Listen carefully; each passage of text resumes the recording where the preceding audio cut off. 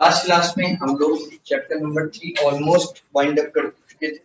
Rutherford का atomic model पढ़ रहे थे और नील बोहर की करेक्शंस पे पहुंच गए थे। याद आ रहा है?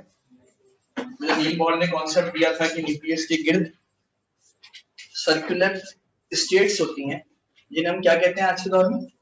ऑर्बिट्स या फिर शेल्स या फिर एनर्जी लेवल्स। बहुत जबरदस्त बात। और इसमें कौन पाए जाते हैं? वो स्टैटिक होते हैं, ठहरे हुए होते हैं, लगातार रिवॉल्व हो रहे होते हैं। उस दौरान जब वो किसी पर्टिकुलर एनर्जी लेवल में पाए जाते हैं तो उनकी एनर्जी सेम होती है या तब्दील होती रहती है? सेम होती है। एनर्जी तब्दील। अच्छा ये बताएं, जो न्यूक्लियस के करीब तरीन शेल होता है उसकी एनर्जी कम होती है, जो न्यूक्लियस से दूर तरीन होता है उसकी एनर्जी कम होती है। यानी जैसे जैसे हम न्यूक्लियस से दूर जाएंगे तो शेल्स की एनर्जी बढ़ेगी या कम होगी? बढ़ेगी। याद आ रहा है कुछ याद आ रहा है? आइए कंटेंट वहीं से स्टार्ट करते हैं, पढ़ा था। आज डेट है 23rd of November। आज की डेट को नहीं भूल सकते आप लोग, काम की बात। तो हम बात कर रहे हैं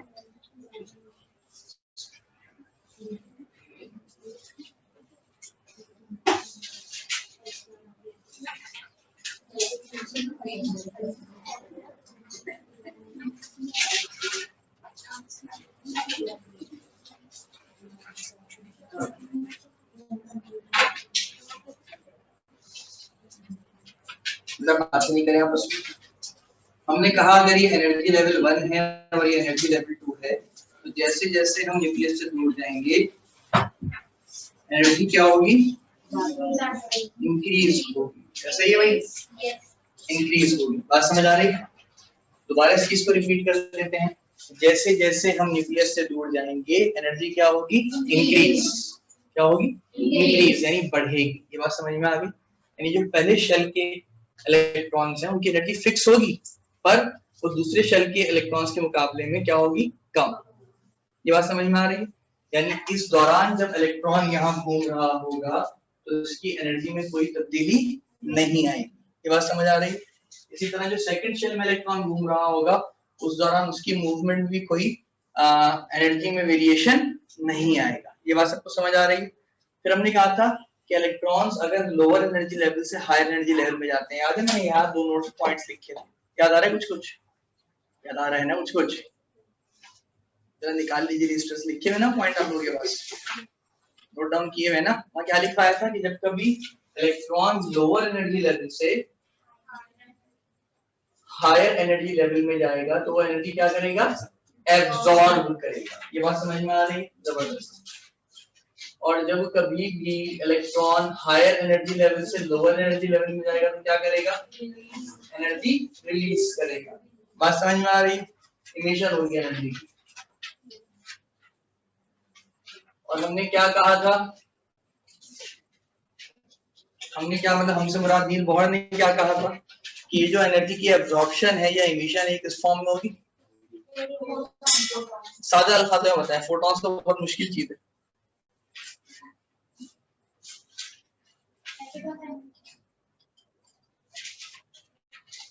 मैंने कहा था जब इलेक्ट्रॉन लोअर एनर्जी लेवल से हायर एनर्जी लेवल में जंप करेगा तो वो एनर्जी एब्जॉर्ब करेगा। ऐसे ही देख लेता हूं, एब्जॉर्प्शन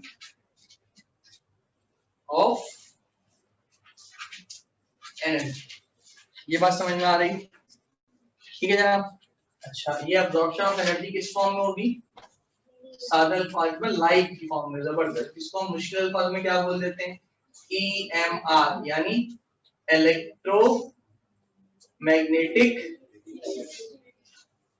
रेडिएशन। इसको आप रेडिएशन भी कह सकते हैं सिर्फ, सही है? इन रेडिएशंस का और मुश्किल नाम क्या है? फोटॉन्स, जिसे हम और क्या कहते हैं? Packet of energy. ये बात याद आ रही? जबकि रदरफोर्ड का कॉन्सेप्ट क्या था, गौर से देखिए। रदरफोर्ड के मुताबिक ये नील बोहर का कॉन्सेप्ट पढ़ रहे थे ना, जो इलेक्ट्रॉन है वो लगातार मूव होता रहेगा, लगातार एनर्जी रिलीज करता रहेगा in the form of radiation. उस रेडिएशन का हम जो स्पेक्ट्रम हासिल करेंगे वो कंटिन्यूअस होगा। याद आ रहा है सबको? याद आ रहा है? और कोई चीज अगर लगातार एनर्जी रिलीज कर रही है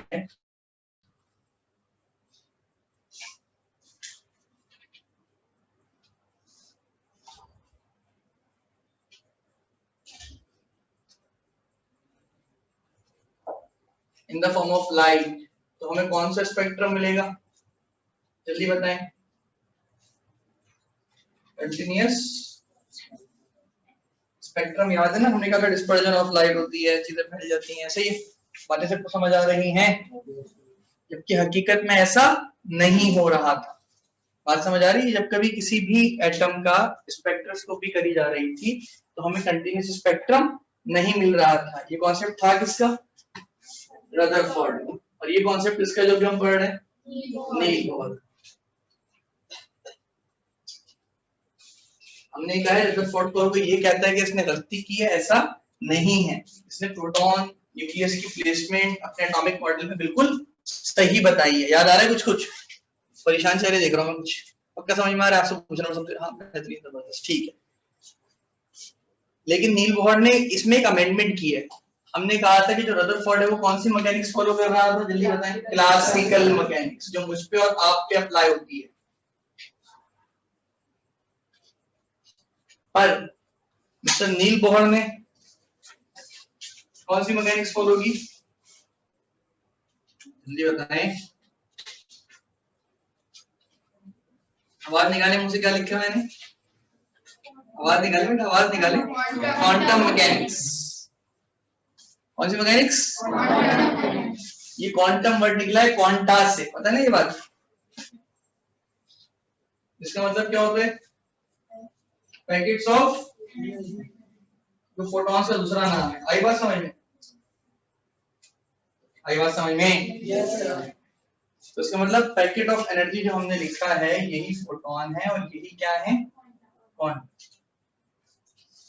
इसका मतलब इलेक्ट्रॉन जो एनर्जी अब्सॉर्ब करेंगे तो वो लोअर एनर्जी लेवल से कहा जाएंगे हायर एनर्जी लेवल। अब सवाल ये है कि वो जो डेल्टा ई है, ये ट्राइंगल ई मैंने नहीं लिखा, इसका मतलब क्या होता है? डेल्टा का मतलब क्या होता है? चेंज, तब्दीली। बात समझ में आ रही? बात समझ आ रही है सबको? अब सवाल ये है, ये जो इलेक्ट्रॉन एनर्जी अब्सॉर्ब कर रहा है ये कितनी एनर्जी अब्सॉर्ब करेगा? पहली बात तो ये, जो एनर्जी ऑफ फोटॉन होती है उसका फॉर्मूला होता है E = h न्यू। V के पेट में मुक्का, इसे न्यू कहते हैं। क्या कहते हैं? न्यू। और ये सिंबल है किसका? फ्रीक्वेंसी का। किसका? फ्रीक्वेंसी। E का मतलब क्या है? एनर्जी। और H का मतलब क्या है? H है प्लैंक्स कांस्टेंट। ये साइंटिस्ट का नाम है। इस तरह एवोगैड्रोस कांस्टेंट नहीं है। इसकी वैल्यू होती है 6.63 exponential -34 joule into second. Almost same है ना, जैसे वो 6.02 एक्सपोनेंशियल 23। प्लैंक्स कांस्टेंट की वैल्यू क्या है? 6.63 exponential -34 joule into second. Joule आपने पढ़ा होगा, एनर्जी का यूनिट होता है। फिजिक्स पढ़ रहे होंगे अगर आप लोग थोड़ा बहुत। यहाँ तक बात समझ आ रही है? अभी लिखा नहीं कुछ। अभी हम इस बात पे बात कर रहे हैं कि सपोज मैं हूं इलेक्ट्रॉन, ऑनलाइन वाले बच्चे भी शायद देख रहे हो, और सपोज मुझे इस गैप से इस गैप में छलांग मारनी है। सही, मैं बड़े से जंप करेगा। लेकिन आप तसव्वुर करेंगे मैं इलेक्ट्रॉन हूं और मैं पहले शेल में मौजूद हूं और मैं गोल गोल घूमे जा रहा हूं और मुझे इसी तरह गोल गोल घूमने आगे वाले शेल के अंदर। लेकिन हमारे दरमियान क्या मौजूद है? फासला। और समझ लें यहाँ खाई है, गहराई है, बहुत बड़ा गैप है। अगर कैमरा में बैंड करके दिखाते तो दिखाते, विजुअल इफेक्ट्स से बात कर लेते, ठीक है? अब मुझे यहाँ से वहां जंप करनी है, तो क्या मैं खड़े खड़े जंप करूंगा? अगर मैं खड़े खड़े जंप कर भी लेता हूं तो मैं अपने इस शेल से उस दूसरे वाले शेल में नहीं जा सकता। मुझे कितनी एनर्जी स्टोर करना पड़ेगी? बहुत से मुराद क्या? सर खाना बिरयानी खा ले, आप सर छलांग मार लेंगे, एनर्जी स्टोर हो जाएगी। जल्दी बताएं शाबाश, हरी अप। इस इलेक्ट्रॉन को यहां से यहां आना है ना, उसके दरमियान इतना बड़ा फासला है। सपोज ये जंप कैसे मारेगा भाई? जंप ऐसे मारेगा जब ये इस डिस्टेंस के मुताबिक एनर्जी स्टोर करेगा। सादा सी बात है ना, मैं यहां से वहां जंप मारूंगा तब सिर्फ ऐसा नहीं अपनी जगह पर चल जाऊं, मुझे इतनी एनर्जी स्टोर करना पड़ेगी कि मैं यहां से यहां आराम से आ जाऊं। रिटर्न कर एनर्जी स्टोर की, तो वो डांस स्टेप और बातें बन जाएगा, यहाँ से यहाँ आता रहूंगा, वहां से वहां जाता रहूंगा, सही है। लेकिन मैं समझाना ये चाह रहा हूँ, गौर से सुनिएगा कि अगर इलेक्ट्रॉन लोअर एनर्जी लेवल से कहा जा रहा है, आवाज नहीं निकल रही बेटा आपकी, यस का मतलब क्या? यस तो बोला ही नहीं। हम कह रहे हैं इलेक्ट्रॉन अगर लोअर एनर्जी लेवल से हाई एनर्जी लेवल में जा रहा है तो एनर्जी स्टोर करेगा, रिलीज करेगा? स्टोर करेगा। कितनी एनर्जी स्टोर करेगा? जितना दोनों शेल्स के दरमियान क्या होगा, डिस्टेंस, और जितना ये डिस्टेंस होगा उतनी लाइट की वेवलेंथ होगी, रेडिएशन वेवलेंथ बताया ना आप सबको। तो ये दोनों मैच करनी चाहिए, जब ये मैच होंगी तो ही इलेक्ट्रॉन क्या करेगा, जंप करेगा। इसका मतलब डेल्टा ई बराबर होगा द फासला बिटवीन टू शेल्स, डिस्टेंस ना, E2 माइनस E1। बातें क्लियर हो रही? बातें समझ आ रही हैं? तो ये आपको मॉडर्न कॉन्सेप्ट बता रहे हैं, नील बोहर के काम की बातें बता रहे हैं, तफसील नहीं चल रही है। रदरफोर्ड ने बहुत एफर्ट की थी पर वो क्लासिकल मैकेनिक्स फॉलो कर रहा था। नील बोहर ने क्वांटम मैकेनिक्स फॉलो की, जो किसकी इजाद थी, मिस्टर मैक्स प्लैंक की। ये भी प्लैंक्स कांस्टेंट नाम है इसका, आई बात समझ में? जी देखिए, अगर हम बड़े बॉडीज की बात करते हैं ना, माइक्रोस्कोपिक बॉडीज, मैं हो गया, आप हो गया, जो हमारी आंखों से विजिबल है, उन पे हम क्या अप्लाई करते हैं, क्लासिकल मैकेनिक्स। और जो जर्रात विजुलाइज है, जो हमें नजर नहीं आते, उन पे हम क्या अप्लाई करते हैं, ये सादे अल्फाजों में बता रहा हूँ। क्वांटा मतलब छोटे जर्रात, माइक्रोस्कोपिक, नैनोस्कोपिक, इनको हम विजुलाइज कर सकते हैं, जिनको हम फ्रीक्वेंसी और वेवलेंथ की फॉर्म में पढ़ सकते हैं। मैं आपको नजर आ रहा हूँ ना, आप मेरा वजन कैसे करेंगे, वेइंग मशीन पे खड़ा करेंगे, इलेक्ट्रॉन तो नजर नहीं आ रहा, उसका मास फिर कैसे निकाला, 9.11 एक्सपोनेंशियल माइनस 31 किलोग्राम। बात ये की जा रही है। तो इलेक्ट्रॉन ना ही फ्रेंच समझता है, ना ही इंग्लिश समझता है, ना ही उर्दू समझता है। इलेक्ट्रॉन दो जबानें समझता है, वेवलेंथ की और फ्रीक्वेंसी की। ये बात समझ में आ रही? हम कौन सा यूनिट में कन्वर्जन करते हैं अपनी? मेरी वेवलेंथ और फ्रीक्वेंसी नापने नहीं बैठ जाएंगे आप, कर सकते हैं इलेक्ट्रोमैग्नेटिक रेडिएशन से, कि मेरे अंदर से कितनी रेडिएशन निकल रही है, जो पास आउट हो रही है, या मेरे साथ स्टेशनरी वेव्स एग्जिस्ट कर रही हैं, मेरी अपनी एक फील्ड है। पर मेरी ज्यादा क्वांटिटी क्या है, पार्टिकल नेचर है, मेरे अंदर मादा भरा पड़ा है, मैटर भरा पड़ा है मेरे, तो मेरा वजन होगा। इलेक्ट्रॉन के अंदर मैटर की क्वांटिटी बहुत कम है, तो उसका नेचर ज्यादा से ज्यादा क्या होगा, वेव नेचर होगा। वो एक रेडिएशन की तरह एक्ट करेगा। और जो चीज वेव होती है, रेडिएशन होती है, उसका डायरेक्ट मास कैलकुलेट नहीं करते, बल्कि उसका क्या कैलकुलेट करते हैं, वेवलेंथ और फ्रीक्वेंसी। अगर वेव है तो उसकी क्या होगी, लेंथ, और साथ में उसकी क्या होगी, फ्रीक्वेंसी। मैंने बहुत सादे अल्फाजों में आपको समझाया। ये बात कब मार्केट में आई थी, जब डिब्रॉय एक साइंटिस्ट था, उसने कहा था इस दुनिया में जो भी मैटर पाया जाता है ना, वो एक ही वक्त में पार्टिकल भी है और उसके साथ एक वेव भी है। यानी मैं एक पार्टिकल भी हूँ, पार्टिकल से मेरा मैटर की एक टाइप हूँ, और मैं साथ में एक रेडिएशन भी हूँ। रेडिएशन नजर आ रहा हूँ क्या आपको? लेकिन डिब्रॉय इस बात को प्रूफ करता है। वो कहता है कि जिस चीज का मास ज्यादा, जिस चीज की डेंसिटी ज्यादा, उसका वेव नेचर कम। इनवर्स रिलेशन बताया उसने, उल्टा पुल्टा। सपोज मेरा मास एक जमाने में 96 kg था, अगर मैं किसी से आके टकराता तो कोई ये नहीं कहता कि रेडिएशन आके टकराई है या हवा का झोंका आके टकराया, तो बोलते नफ्से नफीस एक आदमी आया, बहुत जोर से टकराया, सर्वर फट गया। भाई मेरा मास ज्यादा है ना, तो मेरा वेव नेचर क्या हो जाएगा, कम। और बेचारा electron 9.11 exponential minus 31 kilogram, 1 kilogram भी नहीं है, उसका 31वां हिस्सा, 0.000000, समझ में आ रही है बात, 30 दफा 0। और उसका मास तो कैलकुलेट करने से है। अब इलेक्ट्रॉन किसी से जाके टकराएगा तो महसूस भी नहीं होगा, लेकिन हम ये कह सकते हैं इलेक्ट्रोमैग्नेटिक रेडिएशन की दूरी भाई, कि कोई रेडिएशन या वेव की फॉर्म आके टकराए। आप समझ में आ रहे हैं मेजरिंग यूनिट्स, जब फिजिक्स में पढ़ रहे बहुत, ये कॉन्सेप्ट है। बातें क्लियर हो रही हैं? तो दोनों ही मैकेनिक्स अपनी जगह क्या है, काम की। जब हम छोटे जर्रात की बात करते हैं, सपोज ये पंखा घूमे जा रहा है, तो आप इसकी सेंटीपिटल फोर्स, सेंटीपिटल एक्सीलरेशन, जो भी इसकी गिर्द चीज घूम रही है, या इसकी जो भी टॉर्क है, सर्कुलर फोर्स आपको पता होगा, सही है, वो आप कैलकुलेट करते हैं। पर इलेक्ट्रॉन को तो विजुलाइज कर सकते हैं ना, घूमे जा रहे हैं, जिस तरह मैं कह रहा हूं मैं अगर लगातार घूमूं, एक वक्त आएगा थक जाऊंगा, बैठ जाऊंगा, लेट जाऊंगा, लोग मुझे घसीट रहे होंगे, थक चुका होगा, मुझे आराम की जरूरत होगी, खाने की जरूरत होगी, लेकिन इलेक्ट्रॉन को भी इन सब चीजों की जरूरत नहीं। तो वहां पे normal mechanics, classical mechanics applicable नहीं है। जब भी मार्केट में कौन आए, क्वांटम मैकेनिक्स, और वो किसके जरिए आई गई, मैक्स प्लैंक। अप्लाई किसने की, तीन लोग।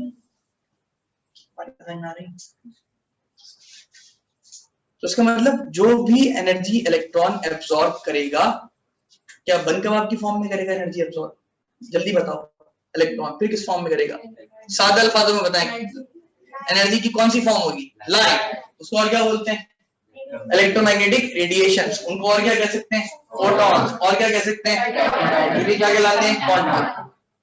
और एक क्वांटम की एनर्जी कितनी होती है, E is equals to h new, इसे न्यू कहते हैं, न्यू फ्रीक्वेंसी है ये, इस सिंबल को क्या कहते हैं,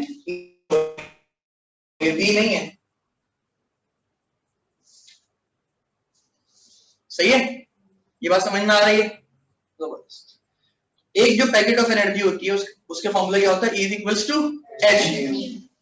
इसका मतलब यहां भी जो एनर्जी है वो क्या हो जाएगी, 1 multiply by h nu. Fix energy है ना, ये फिक्स एनर्जी का फॉर्मूला है, फोटोन का मतलब fix energy, constant energy, packet of energy. आई बात समझ में, बात समझ आ रही है। दूसरे शेल का फॉर्मूला क्या हो जाएगा, 2 मल्टीप्लाई बाय h न्यू, 2 गुना। अब समझ में आया ना एनर्जी क्यों बढ़ रही है, हमने कहा था ना जैसे जैसे न्यूक्लियस से दूर जा रहे हैं एनर्जी बढ़ रही है, लेकिन फिक्स फॉर्म में। वो फिक्स फॉर्म में कैसे बढ़ रही है कि अंडे दर्जन में कितने आएंगे, 12, पर 2 दर्जन कितने हो जाएंगे, लेकिन आएंगे उसी पेयर में 12-12। समझ आ रही है बात, या क्रिएट जो भी होगा, अगर मैं 3 दर्जन अंडे लूंगा तो क्या कितने के आएंगे, सर्दी आ रही है वैसे एग्जांपल दे रहा हूँ जी, 3 मल्टीप्लाई बाय 12 क्या आंसर आएगा 36, लेकिन वो भी 3 ग्रुप होगा, किसका, 12, 12 और 12, यही बात यहाँ पे की जा रही है। अब बात समझ में आ रही है, इस क्वांटाइज्ड फॉर्म में, इसे क्वांटाइज्ड फॉर्म कहते हैं, कांस्टेंट एनर्जी की इंक्रीमेंट, कांस्टेंट एनर्जी का बढ़ना, कि फिक्स फॉर्म में ही एनर्जी मल्टीपल हो रही है। अगर मैं तीसरा शेल बनाता E3 तो उसकी एनर्जी क्या होती, 3 मल्टीप्लाई बाय h न्यू। बात समझ में आ रही है क्या कह रहा हूं, कि सारे कॉन्सेप्ट्स कौन बैठे बैठे थे, नील बोर, किस थ्योरी की बुनियाद पे, क्वांटम मैकेनिक्स। किसने पेश की थी, मैक्स प्लैंक। उसके मुताबिक एक फोटोन की एनर्जी कितनी है, E is equals to h new. और इस दौरान इलेक्ट्रॉन जो एनर्जी एब्जॉर्ब करेगा, अगर एब्जॉर्ब करेगा तो लोअर एनर्जी लेवल से हायर एनर्जी लेवल, जरूरी नहीं E1 से E2, वो E2 से E3 में भी जा सकता है, E3 से E4 में भी जा सकता है, E2 से डायरेक्ट E5 या E4 में, वो क्या कहानी होगी बाद में बात करेंगे। जैसे फॉर एग्जांपल अगर आप रहते हैं तारिक रोड पे और आपने जाना है मलिर, तो आप सोराब गोड से होते हुए जाना पसंद नहीं करेंगे, भाई मतलब घूमते चलते, अगर प्लान हो तो जाएंगे, फिर वरना नहीं जाएंगे। आप शॉर्टेस्ट वे ढूंढेंगे जितनी जल्दी हम पहुंच सके, एनर्जी ताकि कम से कम कंज्यूम। हैदराबाद से घूमते हुए मलिर नहीं पहुंच रही। बात समझ में आ रही है, क्लियर है जनाब, कहानी आगे बढ़ाते हैं, बहुत कॉन्सेप्ट से ध्यान में बिठाना है, सही भाई, कहानी आगे बढ़ाएं। इसी तरह इसका उल्टा करते हैं, अगर इलेक्ट्रॉन को हायर एनर्जी लेवल से लोअर एनर्जी लेवल में जाना है तो कितनी एनर्जी रिलीज करेगा, जितना फासला, वही बात बहुत जबरदस्त, जितना डिस्टेंस था भाई वापस से आना था, और बात इलेक्ट्रॉन रास्ता नहीं भूलेगा अपना, उतनी एनर्जी एब्जॉर्ब करेगा जितना इन दोनों के दरमियान क्या था, डिस्टेंस। ये सब क्या कह रहे हैं, डेल्टा E, क्योंकि किसके बराबर है, इनटू माइनस E1, यानी higher energy level minus lower energy. अगर इसकी जगह 3 और 4 होता तो क्या करता, E4 माइनस E3। बात समझ में आ रही, क्लियर है जनाब। तो ये था नील बोहर का कॉन्सेप्ट। अब मुझे एक बात बताएं, जब रेडिएशंस रिलीज हो रही हैं तो वो कंटिन्यूअस हो रही हैं या फिक्स फॉर्म में हो रही है, कौन सी फॉर्म में हो रही हैं, फिक्स फॉर्म में। फिक्स फॉर्म का मुश्किल नाम क्या है, क्वांटाइज्ड फॉर्म। कौन सी form, quantized form.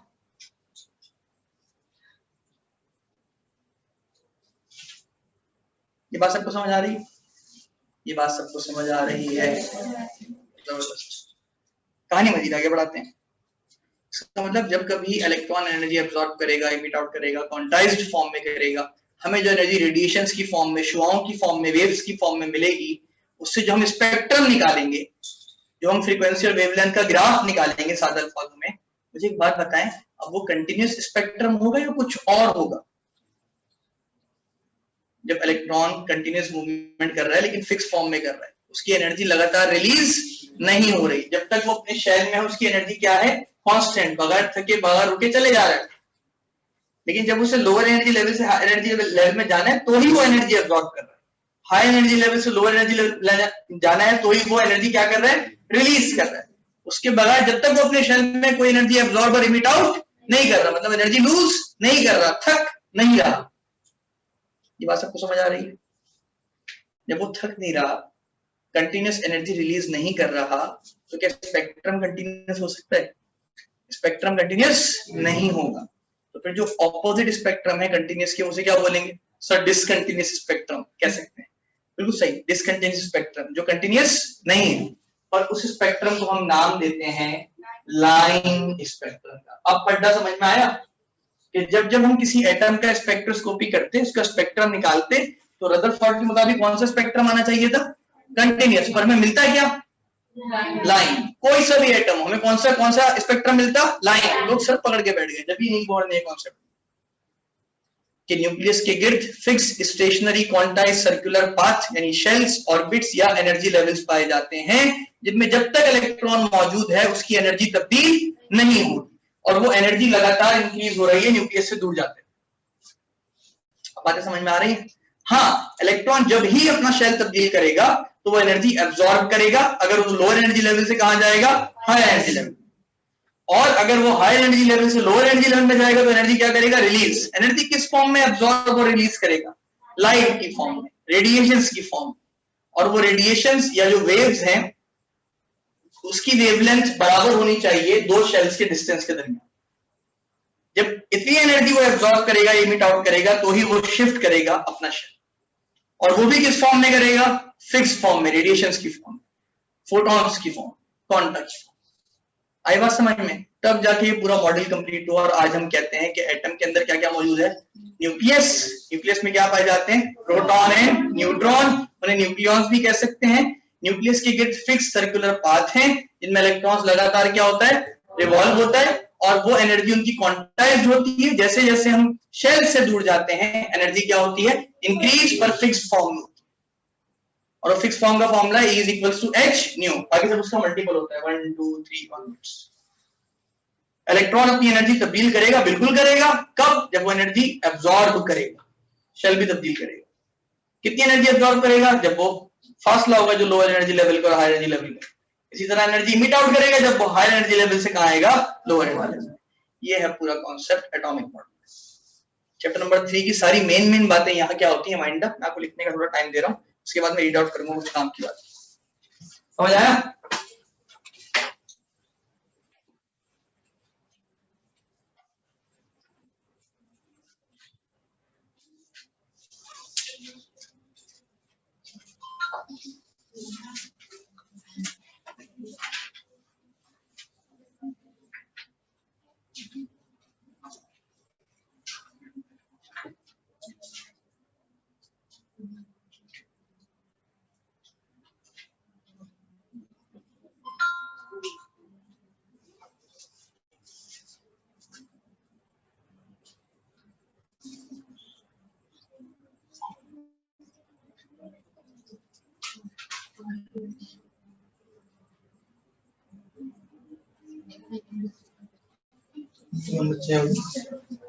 So why is not the class starting?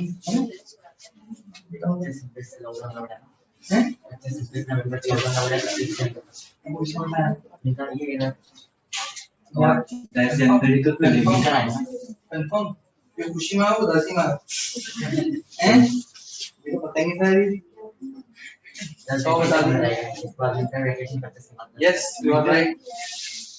क्या करोगे भाई? पढ़ाई करनी है, अगले साल कर लेना। मैं एक बार तो है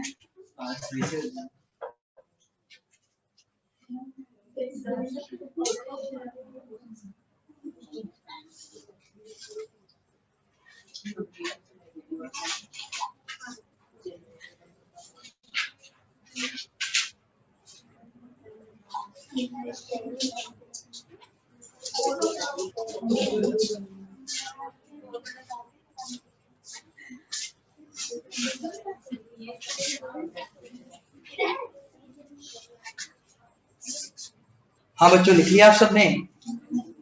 एक बुक निकालना बच्चे।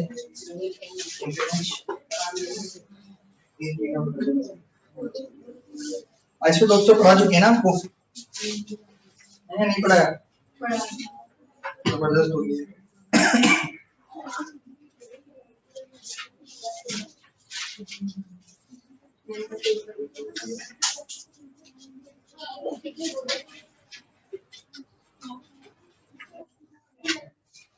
बुक का पेज नंबर 49 भी ओपन कर लीजिएगा। जो चीजें हमने डिस्कस की हैं वो आपको बताएंगे, ठीक है?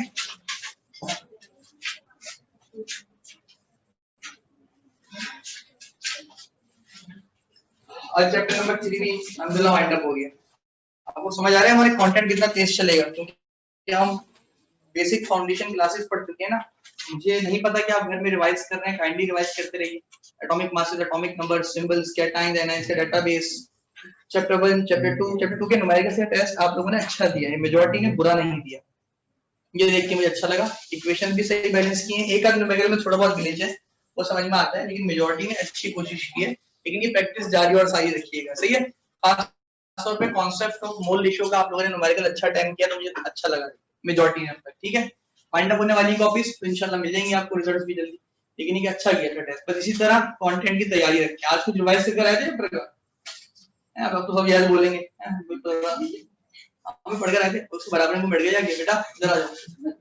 अच्छा, वो टू बीच में रख लेना, थोड़ी थोड़ी देर पढ़ी, बराबर में नहीं बैठो। एसओपीस फॉलो कर लेना बेटा। और बताकर बैठो, मैं डर जाता हूं बच्चा सीट जब चेंज करता है बगैर बताए, सही है? मैंने हैंड रेस करते हैं, मैं क्लास में गायब हो गया एकदम से पीछे आके खड़ा हो गया, मैं डर लगेगा नहीं लगेगा? ये नहीं दे रहे बेटा, सही है?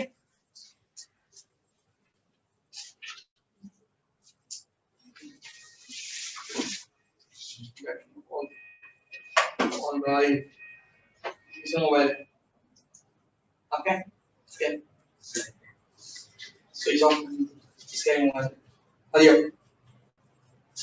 बोलूंगा नहीं मैं जल्दी से, अगर किसी का है तो स्विच ऑफ कर ले।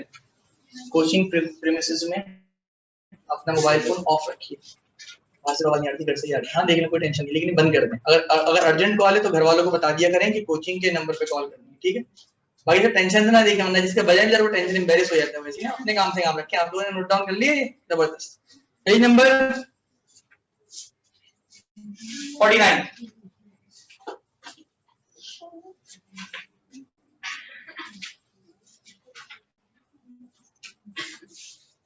चलिए इस चैप्टर का पहले क्विक रिव्यू करते हैं, सही है? इस चैप्टर का जो आगाज है वो किस थ्योरी से हुआ था? सबकी आवाज नहीं आई। Dalton atomic theory. Mister Dalton किससे आप कह सकते हैं इंस्पिरेशन ली थी उन्होंने एटॉमिक मॉडल पेश करने की? एक पुराने ग्रीक साइंटिस्ट थे, क्या नाम था उनका? एक और थे, डेमोक्रिटस से उन्होंने इंस्पिरेशन ली थी, वही कॉन्सेप्ट आगे बढ़ाया था। ये भी करेक्ट थे तकरीबन, ठीक है? क्या कॉन्सेप्ट आगे बढ़ाया था कि हर मैटर एक स्मॉल फंडामेंटल पार्टिकल से बना है, जिसका नाम क्या है? आवाज नहीं है, क्या नाम है? और हर मैटर का जो अपना फंडामेंटल पार्टिकल होता है उसके अंदर सारी मासेस और उसकी प्रॉपर्टीज क्या होती हैं एटम्स की? सेम। और जो दूसरे कंपाउंड के होते हैं उनसे क्या होती हैं? डिफरेंट। और जब डिफरेंट या सेम केमिकल सब्सटेंसेस आपस में मिलती हैं, उनकी रीअरेंजमेंट का पैटर्न होता है, तो इस चीज को क्या बोलते हैं? Chemical reaction. ये बात समझ में आ रही है? ओवरऑल जो आपके पास एनर्जी है या जो मास है आपके पास, वो क्या रहता है? ड्यूरिंग केमिकल रिएक्शन क्या रहता है? सेम। कोई एक्सट्रीम लॉस नहीं होता। ये पुराने कॉन्सेप्ट थे। इसमें बाकी वेरिएशन आगे चल के आया है आइसोटोप्स की डिस्कवरी में, और फिर रेडियो एक्टिविटी वगैरह, सही है? ये बात तो हो गई। फिर इसके बाद हमें पता है कि चार्जेस के बारे में पहले मालूमात हासिल करना शुरू हुए थे। बेंजामिन फ्रैंकलिन का काइट एक्सपेरिमेंट था। ये सब कंटेंट में नहीं है, मैं डिस्कस कर रहा हूँ, ठीक है?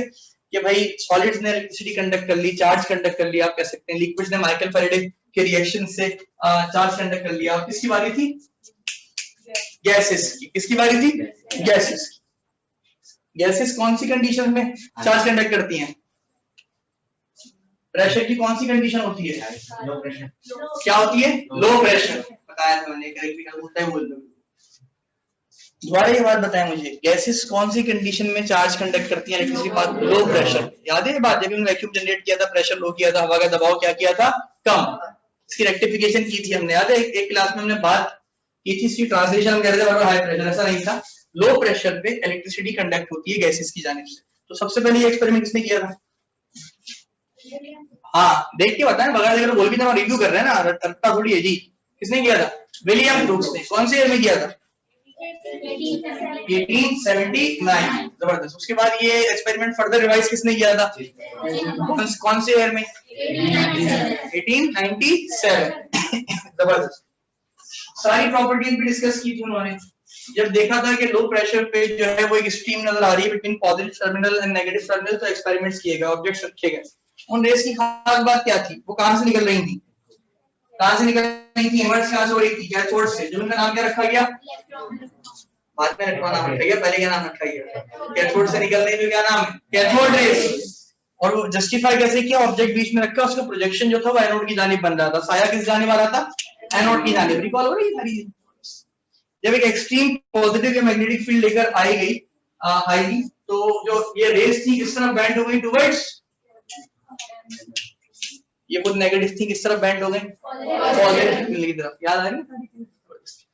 जब वो पेडल व्हील रखा गया तो हल्का हल्का रोटेट हो रहा था। इससे क्या बात प्रूव हुई? ये मटेरियल पार्टिकल है। बहुत जबरदस्त। जब ये मैकेनिकल प्रेशर जनरेट कर रही है और इनके ना काइनेटिक एनर्जी भी है। सही है? जबरदस्त हो गया। इसमें चार्ज टू मास रेशियो क्या था? चार्ज टू मास रेशियो की वैल्यू थी ना, एक बताया था। तो बना लेंगे, वो देखेंगे भी नहीं क्या थी।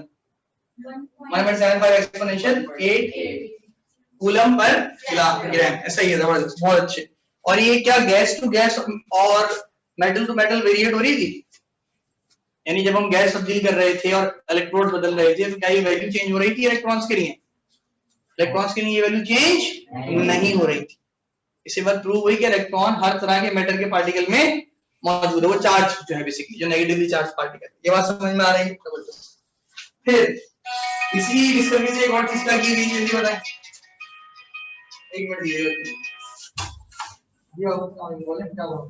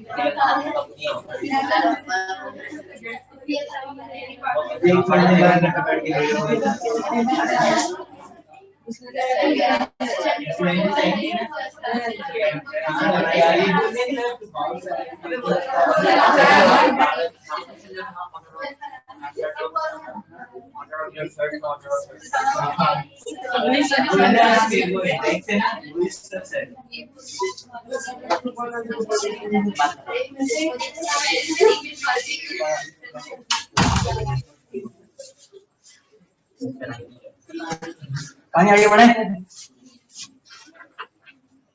बेटा। अब हम बात कर रहे हैं उसके बाद एक और पार्टिकल की डिस्कवरी। और ये कौन सी डिस्कवरी थी? डिस्कवरी ऑफ प्रोटॉन नाम था। और क्या नाम था? डिस्कवरी ऑफ क्या? देखिए मैं हवा में तो बात नहीं पूछ रहा ना, मुझे शक्लें मत देखा कर। मैंने काम करवाया तो लिखा हुआ है आपके पास, मुझे आंसर कहाँ से मिलेगा उस काम को देख के। ये बात समझ में आ रही है? ब्लैंक फेसेस नहीं चाहिए मुझे, ठीक है जनाब? हाँ ये बताइए जल्दी से शाबाश कि और इसका नाम क्या है डिस्कवरी ऑफ प्रोटॉन का? डिस्कवरी ऑफ प्रोटॉन्स की डिस्कवरी की बात कर रहा हूँ। एनोड रेस का नाम नहीं लिखवाया था मैंने, कैथोड में लिखवाया था। पॉजिटिव रेस और कैनाल रेस लिखवाया था। याद आ रहा है? सबसे पहले एक्सपेरिमेंट किसने किया था? सही है। और किसी ईयर में किया था? और फिर इसकी प्रॉपर्टीज किसने जस्टिफाई की? कौन से ईयर में? 1897। और ये कैसे किया? कैथोड जो आपके पास था उसको क्या किया गया? परफोरेटेड। क्या किया गया? परफोरेटेड। इसमें ड्रिलिंग की गई, उसमें सुराख किए गए, होल्स किए गए। देखा गया कि जो कैथोड है उसके पीछे भी ग्लो यानी चमक नजर आ रही है। याद आ रही है बात? तो इससे हुआ क्या? इससे हुआ ये कि आपके पास जो है प्रोटॉन्स की डिस्कवरी वजूद में पता लगा भाई कुछ पॉजिटिव गैसेस होती हैं जो आयनाइज होती हैं इलेक्ट्रॉन्स के टकराने से और अपने आप न्यूट्रलाइज करते हैं उस मेटालिक प्लेट पे जाके। याद आ रहा है हमने हाइड्रोजन गैस बनाई थी इलेक्ट्रॉन का टकराव करवाया था, याद आ रहा है कुछ? ठीक है जनाब। अच्छा ये बताइए ये टूवर्ड्स कैथोड ट्रेवल करते हैं खुद इनटू पॉजिटिव चार्ज होता है, ये बातें सबको समझ में आती हैं। इलेक्ट्रिक फील्ड के नेगेटिव चार्ज को जाके अट्रैक्ट करती हैं, ये बात भी समझ में आती है। एक और काम की बात, जब मास रेशियो इन पार्टिकल्स का चेंज हो रहा था, बिल्कुल हो रहा था, पढ़ाया गया है बेटा सही। इनका charge to mass ratio same, आवाज नहीं आ रही, इनका charge to mass ratio same नहीं था। प्रोटॉन्स का charge to mass ratio same नहीं था, गैस डिपेंडेंट है। हमें पता है कि प्रोटॉन न्यूक्लियस में पाए जाते हैं तो कैरेक्टर बदल जाता है पूरे के पूरे मटेरियल का। बातें समझ आ रही हैं? इसके बाद क्या फौरन से न्यूट्रॉन की डिस्कवरी हो गई थी? जल्दी बताएं। फिर क्या हुआ? Radio activity. रेडियो एक्टिविटी क्या है? नेचर रेडियो एक्टिविटी कोई एक बच्चा बताए जल्दी से। हाँ सही है, लेकिन इसकी एक डेफिनेशन है। The spontaneous of nucleus take place। Nucleus का खुद ब खुद टूट जाना जिसकी वजह से ना दिखने वाली शुआओं का निकलना, ये क्या कहलाता है? Radio activity. ये बात सबको समझ आ रही? पक्का? कहानी मजीद आगे बढ़ाते हैं। इस नेचुरल रेडियो एक्टिविटी के ऑपोजिट क्या चीज होती है? Artificial radio activity. तो जो न्यूट्रॉन की डिस्कवरी की गई थी वो नेचुरल रेडियो एक्टिविटी की मदद से की गई थी या आर्टिफिशियल? इसमें क्या किया था, किसने की थी? जेम्स चैडविक ने की थी। कैसे की थी? कौन से ईयर में की थी? 1932 सही है। और कैसे की थी? कौन से पार्टिकल्स? अल्फा पार्टिकल्स की बम्बार्डमेंट, टकराव किया था किस पे? बेरिलियम पे। तो बना क्या था? कार्बन और एक न्यूट्रल पार्टिकल। उसको चेक कैसे किया था कि वो न्यूट्रल है? फील्ड सेट की थी, वो पार्टिकल बगैर किसी चीज को अट्रैक्ट करे सीधा निकल गया था, याद आ रहा है? तो यहाँ पता लगा था कि एक न्यूट्रल पार्टिकल मॉइस्चर में पाया जाता है, पर इससे पहले रेडियो एक्टिविटी के ऊपर बहुत सारा काम हो चुका था।